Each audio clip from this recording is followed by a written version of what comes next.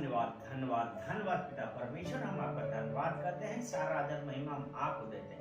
आपने आज एक नया दिन दिया, उसके लिए हम धन्यवाद देते हैं। पिता परमेश्वर, जितने जने देखने वाले और सुनने वाले, पिता परमेश्वर उन सबको आपके आगे लाते प्रार्थना करते हैं कि पिता परमेश्वर आप अपने वचनों से उन सबको आशीषित करें। पवित्र आत्मा आप टेक कंट्रोल इस सेशन का, यीशु मसीह के नाम से आमीन। आज हम पढ़ेंगे नीति वचन उसका 10 और उसका 19वां वचन। नीति वचन प्रोवर्ब 10 वर्स 19। जहां बहुत बातें होती हैं वहां अपराध भी होता है। जहां बहुत बातें होती वहां अपराध भी होता है। यानी कि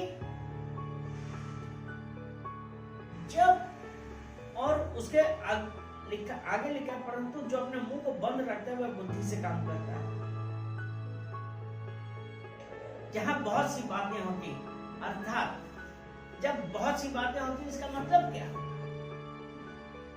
यानी कि हम जो कर रहे हैं वो परमेश्वर की तरफ से नहीं, क्योंकि परमेश्वर से जब हम मांगते हैं परमेश्वर पवित्र आत्मा को वचन बताता है। लेकिन बहुत सी बातें, यानी कि हम दुनियादारी की बातें कर रहे हैं। इसीलिए यिर्मयाह 17:9 में इसीलिए तो ये लिखा है, मन तो सब वस्तुओं से अधिक धोखा देने वाला, उसमें असाध्य रोग लगा, उसका भेद कौन समझ सकता। यानी कि बहुत सारी बातें कर रहे हैं, कहां से? अपने दिमाग से। ये नहीं पता हम क्या कर रहे हैं, या फिर हम क्या करने लगे, दुनिया की बुराइयां करने लगे, लोगों के लिए एक दूसरे की कमी निकालने लगे। हमने अपने आप को तो झांक के देखा नहीं, परंतु हमको हमारी जीभ पे कंट्रोल नहीं है और हम क्या करने लगे? एक दूसरे की बुराइयां, कटु बातें, एक दूसरे के लिए गलत बोलना, वो सब हम करने लगे। तो और इसीलिए जब परमेश्वर का वचन कहता है कि जहां बहुत सी बातें होती हैं वहां अपराध भी होते हैं। अपराध किस टाइप के? भाई किसी के लिए आपने गलत बातें बोली, या आपने किसी के अंदर कोई कमी निकाली। आप कमी निकालने वाले कौन है? परमेश्वर है जो हमको जज करता है। इसीलिए तो जो हमने यिर्मयाह 17:9 में पढ़ा ना, यिर्मयाह 17:9 में ये पढ़ा ना कि मन तो सब वस्तुओं से अधिक धोखा देने वाला, उसमें असाध्य रोग लगा। उसमें असाध्य रोग लगा मतलब कंपैरिजन, लोगों की कमियां निकालना, लोगों की बुराइयां करना, इधर की उधर लगाना, पीठ पीछे बुराइयां करना, वो सब है। वो परमेश्वर ने इसीलिए कहा कि अगर हम याकूब की पत्री उसका 3 अध्याय और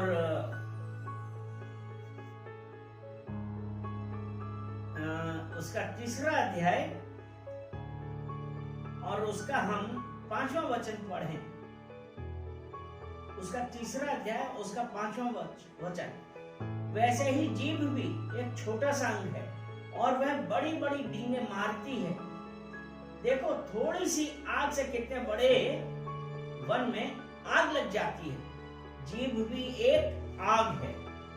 जीभ हमारे अंगों में अधर्म का एक लोक है और सारी देह पे कलंक लगाती है और जीवन गति में आग लगा देती है और नरक उनकी आग से जलती रहती है। और 7वां वचन कहता है, क्योंकि हर प्रकार के वन, पशु, पक्षी और रेंगने वाले जंतु और जलचर तो मनुष्य जाति के वश में हो सकते हैं और हो भी गए, पर जीव को मनुष्यों में से कोई वश में नहीं कर सकता। वह एक ऐसी बला है जो कभी रुकती ही नहीं, वह प्राण नाशक विष से भरी हुई है। देखा, जहां बहुत सी बातें होती हैं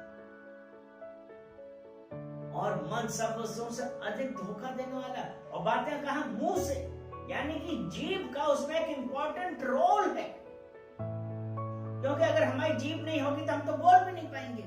और यहाँ पे वचन यह बताए कि जहां बातें बहुत होती वहां अपराध है, और यहाँ जीभ का बताया कि जीभ एक छोटा सा अंग है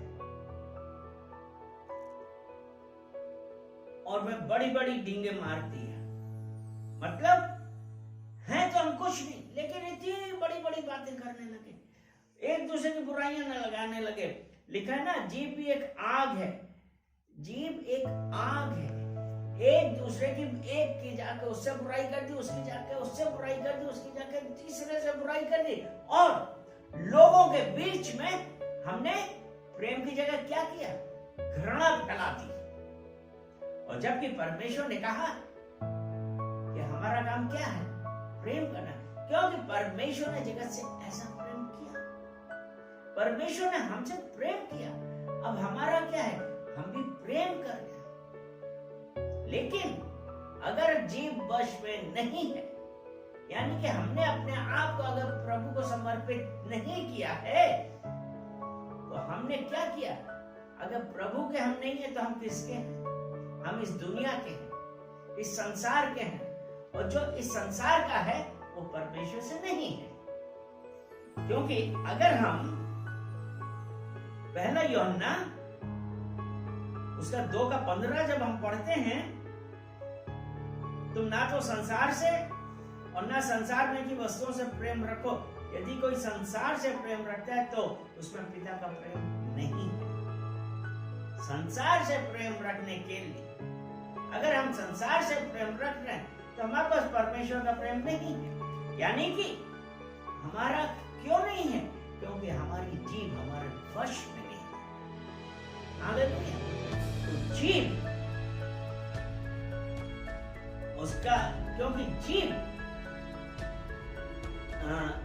अधर्म, जीभ एक आग है, जीभ हमारे अंगों में अधर्म का एक लोक है, सारी देह में कलंक लगाती है और जीवन गति में आग लगा देती है, और नरक कुंड की आग से जलती रहती है। ये जीभ हमारे लिए कितनी जरूरी है, इसमें कंट्रोल करना, तो इसीलिए ना, क्योंकि इसी याकूब 3:10 जब आप पढ़ते हैं, एक ही मुंह से धन्यवाद और शाप दोनों निकलते हैं। हे मेरे भाइयों, ऐसा नहीं होना चाहिए। क्या सोते कि एक ही मुंह से मीठा और खारा जल दोनों निकलता है? इसलिए हमको क्या करना है कि हम अपने आप पे कंट्रोल करते हैं। इसीलिए अभी यही याकूब ही आज पढ़ते हैं, देखिए यही 30 का, पर यदि तुम अपने 3:14 है, पर यदि तुम अपने अपने मन में कड़वी डाह और विरोध रखते हो तो सत्य के विरोध में घमंड ना करना और ना तो झूठ बोलना। जीभ अगेन कितनी इंपॉर्टेंट है। यह ज्ञान वह नहीं जो ऊपर से उतरता, वरन सांसारिक और शारीरिक और शैतानी है, क्योंकि जहां डाह और विरोध होता है वहां बखेड़ा और हर प्रकार का दुष्ट कर्म भी होता है। ये किसकी वजह से? हमारी जीभ की वजह से। हमारी जीभ जो एक आग है, अगर हमने कंट्रोल नहीं किया तो वो आपस में बैर भाव करा देती है, आपस में लड़ाई करवा देती है, और एक दूसरे का विरोध करते हैं। इसीलिए हमको क्या करना है? इसीलिए हम ये सब बातें क्यों करते हैं? बुद्धि। इसीलिए याकूब 1 उसका 5 ऐसा कहता है, पर यदि तुम में से किसी को बुद्धि की घटी हो तो परमेश्वर से मांगे, जो बिना उधाना दिए सबको उदारता से देता है, और उसको दी जाएगी। 6वां वचन, पर विश्वास से मांगे और कुछ संदेह ना करे, क्योंकि संदेह करने वाला समुद्र की लहर के समान है, जो हवा से बहती और यदि प्रियो यदि बुद्धि की कमी है तो परमेश्वर से मांगिए, जो बिना उल्हाना दिए सबको उदारता से देता है। लेकिन क्या हम परमेश्वर से मांगते हैं कि हम अपने ही मन के कंट्रोल में हैं, अपनी जीभ हमारे वश में नहीं।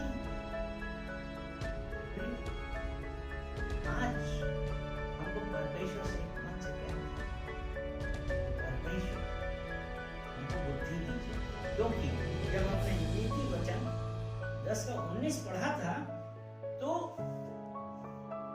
ये था ना, जहां बहुत बातें होती है वहां अपराध भी होता है। अगली लाइन है, परंतु जो अपने मुंह को बंद रखता है वो बुद्धि से काम करता है। और अगर बुद्धि की कमी है परमेश्वर से मांगिए, जो सबको बिना उल्हाना देता है, जो बिना उल्हाना दिए सबको उदारता से देता है और उसको दी जाएगी। क्या आज हम तैयार हैं परमेश्वर से मांगने के लिए? परमेश्वर मुझे बुद्धि दीजिए, और विश्वास से मांगे और कुछ संदेह ना करें, क्योंकि अगर हम विश्वास से मांगेंगे परमेश्वर देगा। लेकिन जहां संदेह किया, doubt is the biggest enemy of God. संदेह परमेश्वर का दुश्मन है। तो इसलिए चलिए हम लोग प्रार्थना करते हैं। पिता परमेश्वर धन्यवाद, धन्यवाद पिता परमेश्वर इन वचनों के लिए जो आपने दिए। पिता परमेश्वर, जैसा कि आप वचन कहता है कि जहां बातें बहुत होती वहां अपराध भी होते हैं, और जो अपने मुंह को बंद रखता है वो बुद्धि से काम लेता है। पिता परमेश्वर प्रार्थना करते हैं, क्योंकि आपका वचन कहता है जिसके पास बुद्धि की कमी है वो मांगे। पिता परमेश्वर, आज हम प्रार्थना करते हैं कि पिता परमेश्वर मुझे बुद्धि दीजिए, मुझे विजडम दीजिए। पिता परमेश्वर, आपने कहा है जो मांगता है आप उसको बिना किसी उल्हाना के देते हैं और उसको भी दी जाएगी। पिता परमेश्वर, आपका दास निकलना दे। पिता परमेश्वर, बुद्धि मांगता हूं, give me the spirit of wisdom. पिता परमेश्वर, मुझे बुद्धि दीजिए। और पिता परमेश्वर, जब हम बुद्धि मांगते हैं विश्वास से मांगते हैं। पिता परमेश्वर, आपने कहा विश्वास से जो मांगते हैं उसको दी जाएगी। क्योंकि अगर हम कोई भी संदेह करते हैं तो पिता परमेश्वर, संदेह परमेश्वर, doubt is the biggest enemy of God. आप संदेह नहीं करते और पिता परमेश्वर हम कहते हैं कि धन्यवाद पिता परमेश्वर, क्योंकि विश्वास से मांगे कोई संदेह ना। पिता परमेश्वर, हम विश्वास से क्योंकि संदेह करना यानी कि हमने परमेश्वर को अविश्वास किया। तो पिता परमेश्वर, हम रिपेंट करते हैं कि कभी हमने अपने मन में भी सोचा या कोई भी नेगेटिव बातें हमारे दिमाग में आई। पिता परमेश्वर, सब के लिए मैं आपसे पश्चाताप करता हूँ और कहता हूँ कि पिता परमेश्वर मुझे बुद्धि दीजिए, जिससे कि हमारे मुंह से बहुत सारी बातें ना निकले, क्योंकि जैसा आपका वचन बतलाता है कि जीभ एक आग है। पिता परमेश्वर, हम धन्यवाद करते हैं कि आपने हमारी प्रार्थना सुनी और हमको बुद्धि से परिपूर्ण किया और हमारे मुंह पे हम ये बताया कि क्या बोलना है। धन्यवाद करते हैं, क्योंकि आपका वचन कहता है जो अपने मुंह को बंद रखता है वो बुद्धि से काम लेता है, क्योंकि जहां बातें बहुत होती है वहां अपराध होते हैं। पिता परमेश्वर, हम धन्यवाद देते हैं, धन्यवाद देते हैं, क्योंकि बुद्धि आपने दे दी है। तो अब हमको पता है कि कहां पे बात करनी है। धन्यवाद देते, सारा आदर में